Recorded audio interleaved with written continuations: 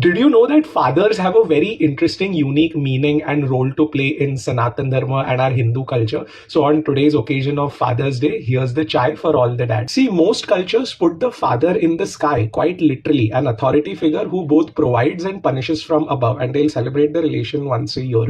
But Bharat flips this equation upside down, making your dad the most spiritually interesting character in your life, and this is why. The moment you're born, you immediately incur a Pitṛ-ṛṇa, which is a karmic debt not just to your immediate biological father, but your entire line of ancestors and forefathers. The twist is that this debt runs upwards, meaning you don't just owe your dad gratitude, you owe him his salvation. That's why the Sanskrit word for a child is putra, the one who saves their father from hell, called as put or pum. In Dharma, the child saves the father.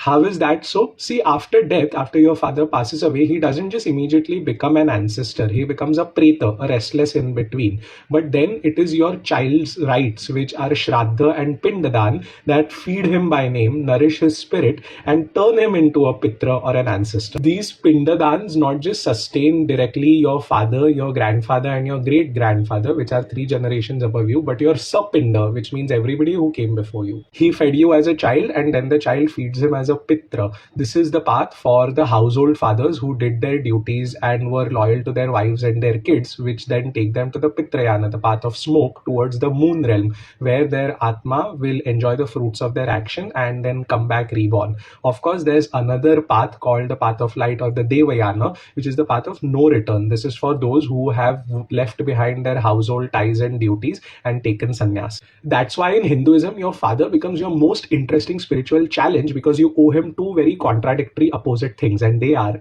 on one hand, we have the mantra Pitṛdeva Bhava, which means be the one for whom father is God. We have examples like Shravana Kumar, who carried his blind parents on his shoulders, and Raja Dashrath Shri Ram, who literally walked away into exile just to honor his father's word. So we should serve them. But on the other hand, you also have to identify and break your father's patterns, flaws, and break his trauma to break the cycle.